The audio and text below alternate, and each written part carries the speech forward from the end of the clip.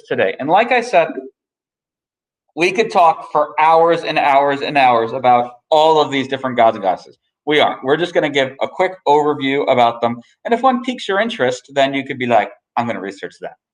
So why 13 gods? The Greeks wanted to explain the world around them. Khan says, I don't know why things work. Oh, lightning, it's that Zeus dude. Great. Water, that Poseidon man. And so they created these stories to explain the natural events, to explain the world around them. So, Khan, you probably want to say, like, why they have mythology? To explain that world. So, pencil, paper. Oh, yeah. It's been so long since I've written. How does this work again? I know. I feel it too, bro. Now, these gods and goddesses, as you might know, are immortal, except for when the story calls them for them to not be immortal, to be just mortal. But you can't ever go and be like, hey, wait a minute, this myth is inconsistent with other things. Because they're stories, how they explain stuff. For, a good time, sometimes things need to change up. So typically immortal, sometimes mortal if the story calls for it. And these gods, they lived just like people. They had kids, sometimes with other gods, sometimes with people. They got mad, they got jealous, and they just have crazy adventures going on through things. Now, everything natural, except for some of the Greek scientists later on, thought was because of the gods. So the lightning, like I said earlier, well, that's Zeus and his thunderbolt. The waves, that's Poseidon. The sun, it's a chariot going across the sky.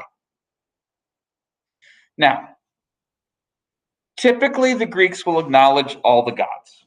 The vast majority of Greek people later on, they did not really go and say that the gods caused everything. They start going and thinking more about science and thinking it was not the gods.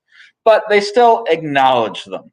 And each city-state had its favorite god or goddess. And depending on the time period, this might also change. I'm going to flip a light off real fast.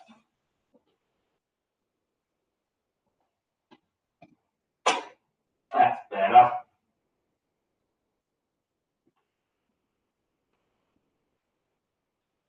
So, here we see a whole bunch of city-states. It's not all of them. There are hundreds. But you can see, who likes who here. Of course, we go find Athens with Athena. Athena is actually how you say Athens in Greek. So we've got different gods and goddesses. Now, strangely, for Sparta here, they have listed under Artemis, which makes sense, although people typically think Ares. But yeah, the patron was actually Artemis. The Trojans, they had Zeus. Oracles. One of the things we wanted to focus in on today. So what is this idea of an oracle? We've talked about them in passing throughout the class so far. But it's this idea so the Greeks thought that Shania has a destiny. There is something Shania is going to do in life. Kirthana has a destiny. Evelyn has a destiny. Everyone has a destiny, a fate, something that they are destined to do. And sometimes Shania wonders, I wonder what my destiny is from the gods. So she goes to an oracle. Now, Shania goes to the oracle. The oracle at Delphi is going to be the most famous one. And there is going to be a priest or priestess, typically priestesses, all right? And the priest or priestess would go and speak on behalf of the gods. So this is where it gets a little kooky. So we found at Delphi that there is leaking natural gas in there. And this priest or priestess hangs out in this small little room where all this natural gas is leaking in. And so this person is typically out of their mind, bonkers. So the oracle might be like, "Whoa, your destiny, what's 2 frogs and a ship?" And then Shania has to figure out, what in the world are they talking about? And probably it's really because the oracle was zonked out of their mind because they're breathing in all this natural gas and killing their brain cells. And really, it's just gibberish. But now Shania knows, okay, 2 frogs and a ship. Maybe I am meant to be an Olympic swimmer, fast like the frogs, going through the water. I don't know. I was just trying to figure out how can you think about that. So now remember, for my people who are writing down their notes, because I keep on reminding you, you don't have to write everything, but you need to get the main idea. And here we know the main ideas are that the Greeks believed every person had a destiny and that they'd go to the oracle to find out. The most famous would be the Oracle at Delphi. But yeah, typically it was not a straight answer. One of my favorite stories about oracles is the Athenians. They're going and asking for help. Excuse me, the Spartans were going and asking for help in a. No, excuse me, it was the Athenians. The Athenians were asking help. They wanted the Spartans to help them in a battle, in a war. And the Athenians bribed the priests at Delphi and the priestesses so that every time a Spartan comes in for anything, like a Spartan comes in and be like, hey, should I grow spinach or cabbage in my garden? And the oracle at Delphi would say, until you help your Athenian brethren, the answers are not clear. Yeah, it was for them to overthrow their tyrant. And so the person was like, no, really, I just want to know, spinach or cabbage? Until you help your Athenian ally, the answers are not clear. So then they'd go away all dejected. And then they would go, another person come in like, hey, should I marry this girl or that girl? Until you help your Athenian allies. And so that was a fun little thing. And eventually the Spartans like, fine, we'll go help you overthrow the tyrant. And then they do. And then democracy is born. Hooray! So let's talk about the Zooster here. You should know who Zeus is already. Leader of the Olympian gods. He defeats the Titans, has the power to throw lightning bolts, god of the sky. So, like I said, we are just doing a quick overview of the main 13 gods and goddesses. There are way more than 13 gods and goddesses for the Greeks. There are hundreds, all right? And they changed over time. This is just quick overview. Don't feel like you have to have every single thing. Don't think you have to have the whole family tree here.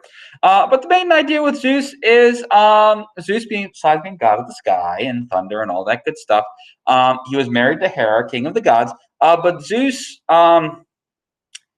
he was a cheater.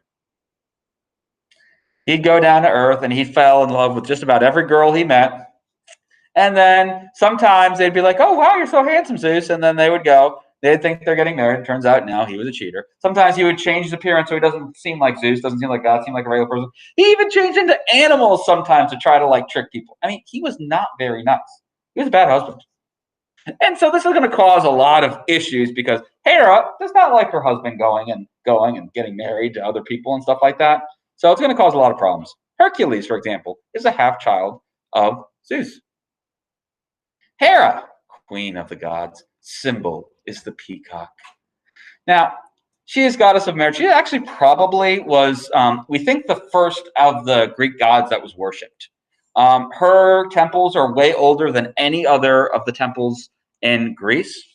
And so protector of marriage, protector of the home. And I know someone right now is like, yeah, I know, Evelyn. I mean, it's just, you don't want to get mixed up with the gods at all, pretty much, because it does not end well for us mortals, typically. Doesn't. Especially kind of like I said, if three goddesses ever ask you who's the prettiest, just run away. All right? You don't want whatever they promise you. But some of you are probably thinking, wait a minute, isn't Athena also goddess of the home? And yes, Hera, Athena, they kind of overlap in some things, and you'll see that with lots of the gods and goddesses.